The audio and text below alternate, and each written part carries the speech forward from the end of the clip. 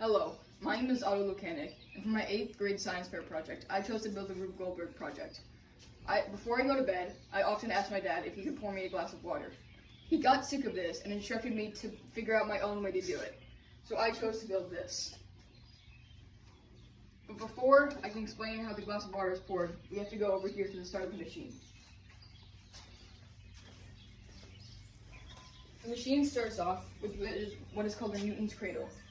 One of these balls is pulled back, which collides with the other balls, and the energy is transferred through them, which causes this ball to ricochet forward and hit the first domino. A chain reaction of dominoes is then set off, what is otherwise known as the domino effect. As you can see, we had to have many transitions and large curves here to try and fit the dominoes into the space that we had. There's another curve here as we go up these 3 ramps, and we try and gain height so we can eventually come to the ball drop. When the final domino hits, it hits a toothpick, which is holding the ball in place. When the toothpick is knocked out of the way, the ball starts to drop. It goes down this first ramp, hits the wall, and comes down the second ramp. And then comes down this third ramp and hits this metal ball right here. This is what is called an inelastic collision, which means that the potential energy is kept throughout the ball drop here. So when the ball hits this ball, both of them keep moving, and one of them doesn't stop.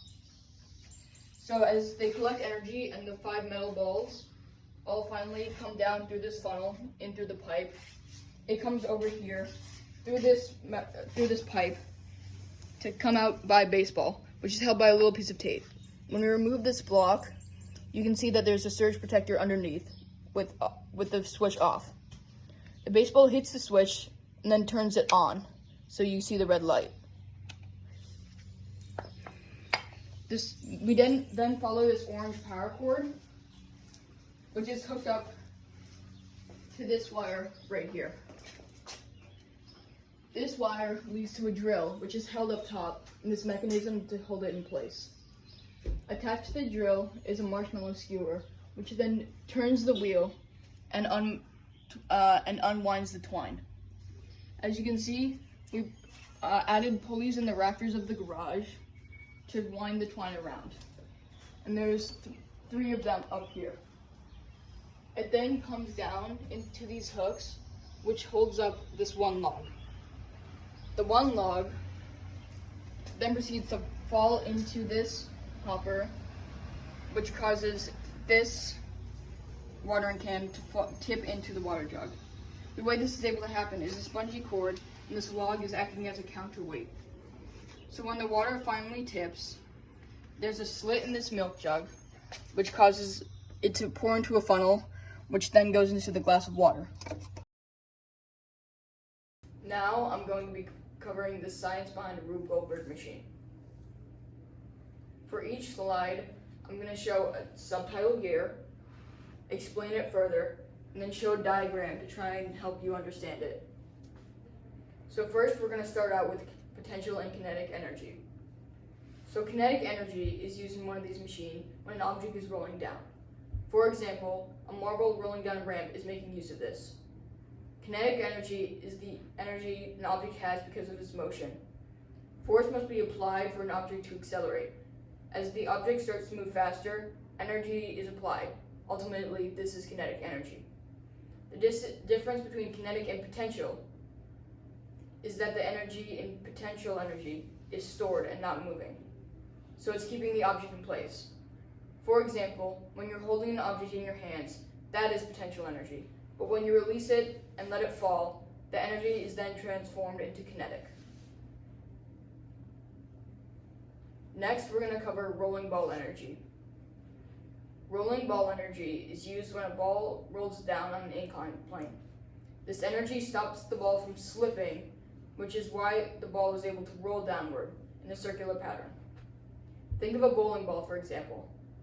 When you throw the ball, it slides and rolls for a while, but then it slows down enough so it can roll clearly, without sliding on the floor.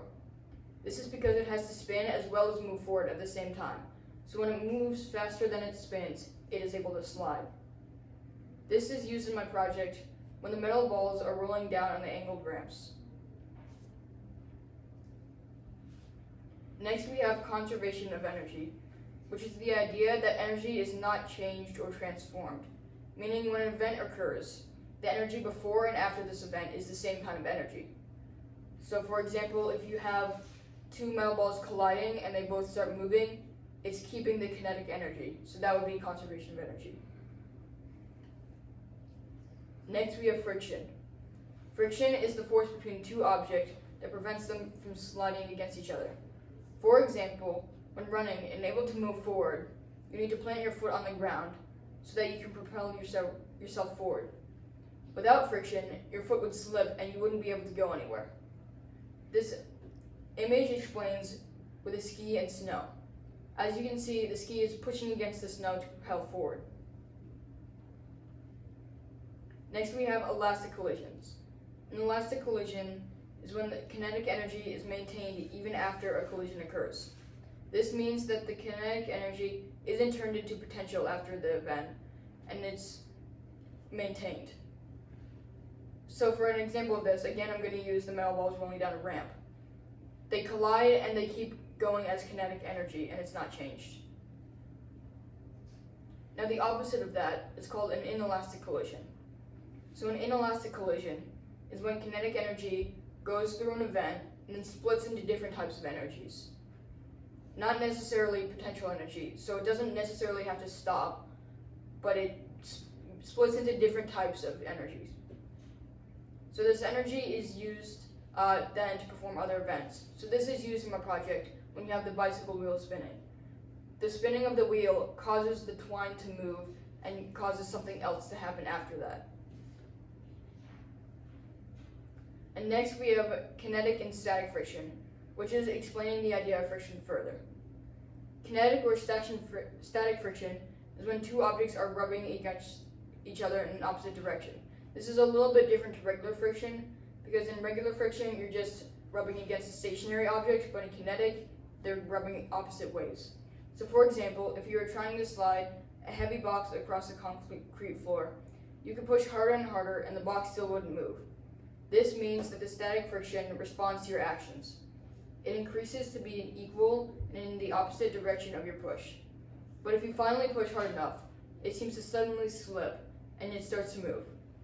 Once in motion, it is easier to keep the object in motion than it was to get started, showing that the kinetic friction force is less than the static friction force. If you add mass to the box by placing another box on top of it, you need to push even harder to get it to start moving and keep moving. And finally, we're going to be covering the domino effect. The domino effect is a chain reaction where one domino hits another domino, or either an object hits another object, which causes a chain reaction of all these objects to fall. So we're using the example of dominoes, which is named after. So for example, if you have dominoes lined up in a row, when one domino falls, it hits the domino in front of it, which causes that domino to fall and hit the domino in front of it, and so on, until all these dominoes fall without slipping.